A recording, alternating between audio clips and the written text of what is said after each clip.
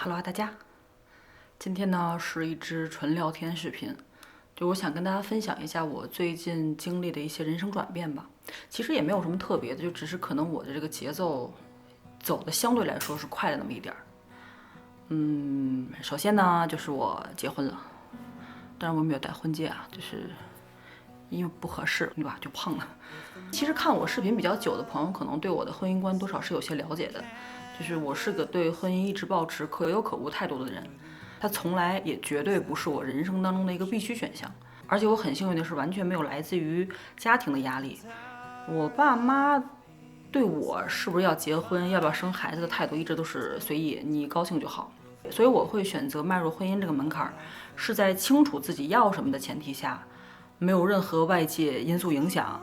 然后单纯就觉得眼前这个人似乎是可以共同走人生下一个阶段的那个人。我觉得跟一个人是否能够长时间的相处，甚至选择走入婚姻，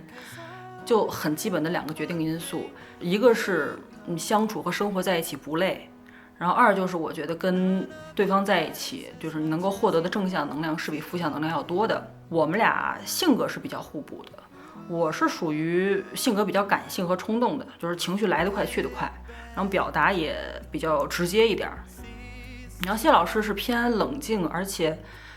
有耐心的那种人，就是他要比我有耐心很多，所以他就不会拱火。而且就是我们俩都算是那种愿意积极沟通解决问题的人，所以这一点是很重要的。两个人相处起来就不太会积累什么情绪负担，就不太会憋气儿。还有特别打动我的一点就是谢老师他对小猫咪特别好，因为他原本就是我俩刚认识的时候不是那种特别爱动物的人，就很多像我这样养小动物的人这方面可能会更感性，投入的情感呀更多一些，然后也比较容易产生这方面的共情，但他就还好。但是他很爱馒头、花卷还有三角，照顾小猫咪产生的家务他都会主动去做，而且就是家里小猫咪有什么问题需要去医院的话，他都会先搁下工作然后陪我去。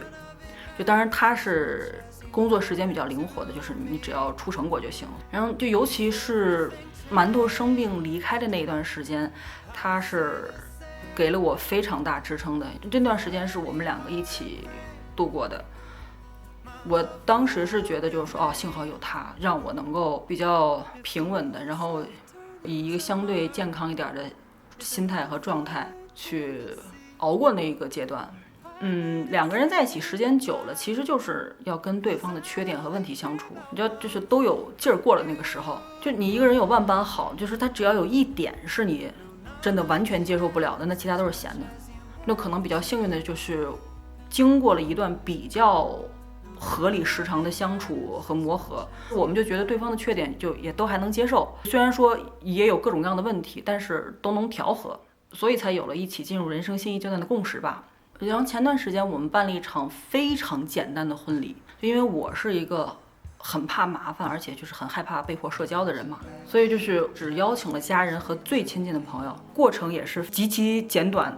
然后就是快节奏的一个过程。然后是在我们等待装修的新家里举行了一个小小的仪式，然后准备的过程基本上是谢老师一个人搞定的，婚礼的各个环节他基本上都给我提供了选项，然后我做选择，他去落实，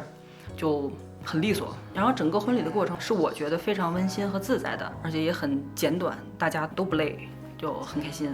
当然比较可惜的就是因为疫情的缘故，谢老师的爸妈没有办法飞过来参加，所以我们就专门拍了视频发给他们。然后他们也是在国内同一天办了酒席，然后请了他们家那边的亲朋好友，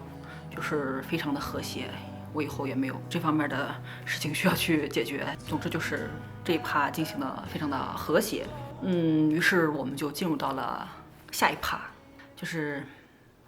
没有错，很多朋友们就是最近都在猜测我是不是怀孕了。是的，我怀孕了，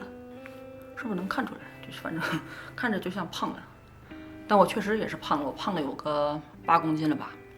就是还是挺猛的。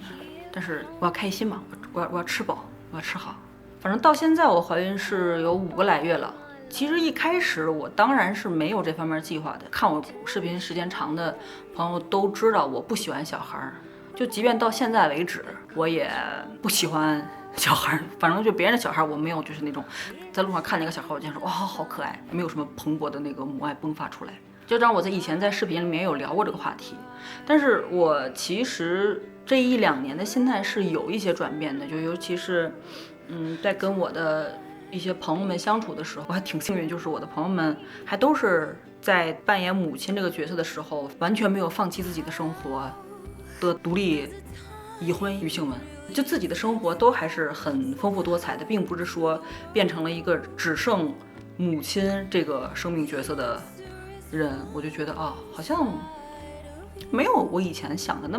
么大的压力，然后就说那么过于我不能承担的那种付出。所以就是说，我并不是说就突然迸发了母性，然后想要当妈，而是慢慢的觉得，就是说，好像我能够有一个这样子的人生经历、人生体验，也不坏，也还可以承担。在我跟谢老师确定了2个人要把关系比较正式的稳定下来之后，我们认真的讨论过关于要不要孩子的事儿，最后达成了共识，就是顺其自然，就是非常俗套的一句话，但确实就是顺其自然，就是有就要，没有就不要，然后不强求。但唯一我没有料到的就是说，这个自然其实来的还挺迅猛的。按理来说，我也算是那个大龄的这个年龄段了嘛，应该也不至于那么迅猛，但是就还挺迅猛的，所以就是木有料到。但是说实话，就让我突然坚定要生这个孩子，其实是有原因推了我一把的。我是3月下旬知道自己怀孕的，更确切一点说的话，是馒头走的当天我确定的。那些天确实是意识到例假晚了，但是就是也没有去深想，就没有着急去测这个事儿，因为就之前也有日子推迟的情况。然后3月21号的时候，馒头是突然心脏病发，所以从他病发到走其实就非常快，就2天的时间。然后我是第2天在医院跟谢老师送走馒头以后，在回家的路上，我俩就又把这个事儿提起来，主要是我提起来，我就说回家测一下是不是怀孕了，如果确定是的话，那我们就生下来。然后当晚测了一下，就是确定是，然后那我觉得可能真的就是我跟馒头宝宝的缘分，因为当时就是那个当下的情绪是有一点那个义无反顾的那个感觉的，就是冥冥之中的感觉。当然我完全不搞封建迷信，我是一个那个坚定的无神论者。其实这种巧合确实是在情绪上推了我一把的。当然在我失去馒头宝宝的这个情绪缓和下来，然后我自己也冷静下来后，我还是再三的考虑过，就是要不要生下这个孩子这个事儿。最后我得出的结论是，就即便我跟谢老师之间无法长久的走下去，因为恋爱婚姻这种事儿谁都说不准，就是最后是走出一个什么结果来，你不到头谁都不知道。所以就是我没有那么多特别浪漫主义的或者是不切实际的想法。所以就是说，就即便我俩最终没有办法走到头，那不管是心理上还是物质上，我是可以并且愿意去承担养育这个孩子的。然后这个才是我最终确定要留下这个孩子，然后就是要去成为母亲的原因吧。然后到我现在怀孕5个多月嘛，期间我当然还是会不时的有一些情绪和心态上的起伏的，就是就跟你那个激素啊、荷尔蒙什么这乱七八糟东西也有关系。我也有跟那个家人和朋友聊过挺多关于生养孩子的事情，包括我的担心啊、焦虑啊之类的。怎么说呢？就是其实